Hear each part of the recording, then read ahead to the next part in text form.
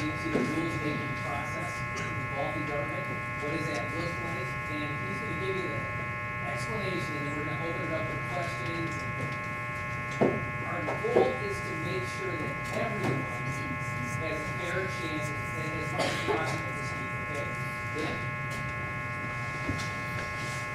Thanks, Todd. And I want to begin more where Todd left off. What the director had to say, other than to just echo his comments and just what he said here as well. But Todd talked about the history of the Act. The Public Act, the law, did something that in Lansing for them seemed to be radical in 7 years ago, and it said that, very simply, if something in federal law or state law that exists elsewhere says that somebody is entitled to an interpreter, we're going to read that to mean that they're entitled to a qualified interpreter. And as hard as it is to believe until that law passed, that was not something we could assume.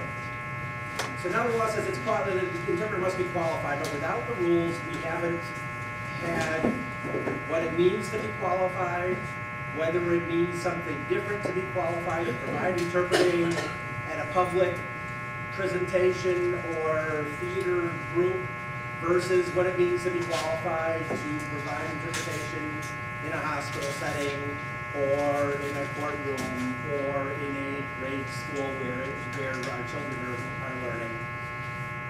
It just says qualified. And the missing two pieces, the important missing pieces are, one, what does it mean to be qualified? What are the standards? How do we determine that in different places? And two, what do we do when somebody isn't qualified, they're trying to pretend that they are, or they're not providing qualified when the law says that they have to? And that's where the rules come in, and we haven't had that. And there are a lot of reasons why they haven't happened prior to now, and there's plenty of reason to point fingers in a whole lot of different places. But there are a couple things that I think are particularly important for us to keep in mind and to focus on.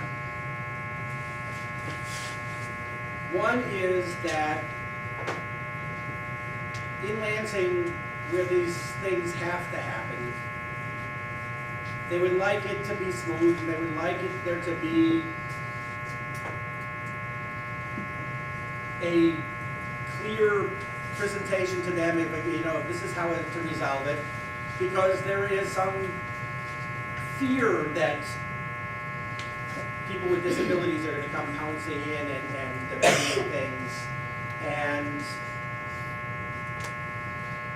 therefore groups that have had the responsibility of working with the Division of Deaf and Hard of Hearing in the past have, in my opinion, been afraid to take the heat, been afraid to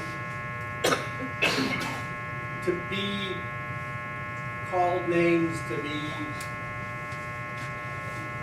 outed as not understanding and outed as insensitive. So I want to sort of begin by saying, I hope I'm not insensitive, but I don't completely understand. As the director pointed out, this is something that's relatively newer to him than to me, but relatively new to me to be dealing with the deaf community.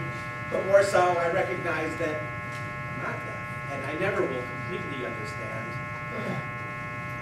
And then it's important that we have the ability to disagree. It's important that we build that trust by disagreeing, and it's important, critically important, that we depend on you to tell us when we aren't understanding, when we aren't representing you well. So that I don't want this to come across, I don't want today to be about us defending and claiming that everything is wonderful and we're doing everything just right.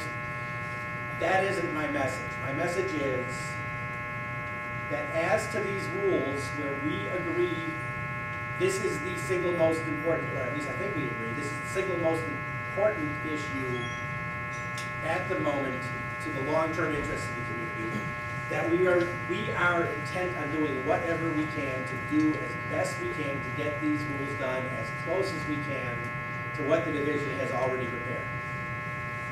And that's one of the things I want to stress, is that the rule set that that's currently posted, that was the draft, that will soon go in a formal sense to the public hearing process, is something that the division has been working on on and off for those 7 years. It's the version that went to the public hearing. I do recognize a few faces. I apologize for forgetting the others from the 3 hearings that we held. And from the process that, in those hearings, we discovered that there were things that needed to be changed, but that passed as all part of the package of the rule that exists now. And those changes have been made, again, by the division, with my input, with my sometimes argument. But those changes have been made and they've been reached by the division, and that's what we're moving forward with. It's a product that was in fact prepared and is essentially done. It has most recently gone to the Office of Regulatory Reinvention and then to the Legislative Services Bureau. Office of Regulatory Reinvention has made sure that the structure and the way we've done it comports with the state standards and it crosses the correct T's and dots the right I's, and then Legislative Services made sure that the number references were all right, and the formatting's right, and that we don't capitalize division on deaf and hard of hearing in some places and we do in other places. And those are legislative rules that I don't understand, but it's important we get right, and they have had that chance. But we have not been changing substance. And we are close to publishing that for the public comment period. And it's critical that at that point, we build a record, because what happens during the public comment period is we are listening to the communities, plural, who will be affected by the rules. And we are expected as a department to, as government bureaucrats in part and as representing the division in part, to take a look at interests that aren't the same and respond to them and explain why the rules are the way they are and why they need to be the way they are, and to make changes if absolutely necessary, because we learn new things in the hearings. Unless we build a good record with the deaf community in particular, we end up going to the legislature with rules that have not been properly vetted and defended, and they have issues. And that's when things start to get messy. So that we are not expecting that the deaf community is going to love everything in the rules, but frankly, I'm expecting that there will be others outside the deaf community who are more angry than you will be when they see the rules very soon, actually. I'm hoping as early as next week in the final form. But it's important that we build a complete record. Now, I know a lot of people are very upset about what happened last time with, in particular, the hospital associations and their ability to come in after the public comment period was over and still get their voices heard. And I wish, more than you know, that I could tell you that that's not going to happen again. But I don't get to run the process, I just have to participate in it, and I can tell you that it's most likely going to happen again, but not the same way this time. The problem last time was largely because the hospital association did not comment during the comment period. Yes, that's their fault, and they should have been held responsible, and they shouldn't have been allowed to comment after the fact because they were derelict in doing their duty. But the reality of politics is that every legislator has a door that they can open to whoever it is. And were forgiving to the hospital association. When the hospital association knocked on the door, they said, come on in, what's the problem? And they said, we didn't see this happening, but we have these concerns. And when they started expressing the concerns to the representatives who were involved, the representatives went back to the documents that we had prepared after the hearings and said, well, where's the response? How are you dealing with these hospital concerns? Why are you saying that it's more important that they not be allowed to use VRI in this instance, for example? Then, why should they have to pay for it? Where's those explanations?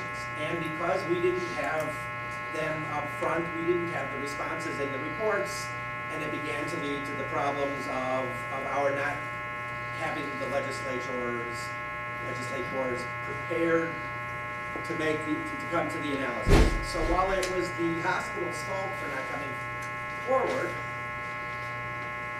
in hindsight, we, the division, the department, everybody who had been involved should have understood, we should have known, the hospitals aren't going to be happy with this. We need to find out, make them tell us why they're unhappy, get them to come on the record, at least be able to say that we made that offer and we told them to give it to us in writing, and then we need to provide the responses using the stories that you are going to, I hope, tell us during the public comment period. We have to be able to respond and explain why we are proposing the rules we are, so that it's not just a matter of us saying that the rule needs to be this way, but we need at every step of the way to recognize that the process is designed to balance interests. It's not designed to let any one interest control.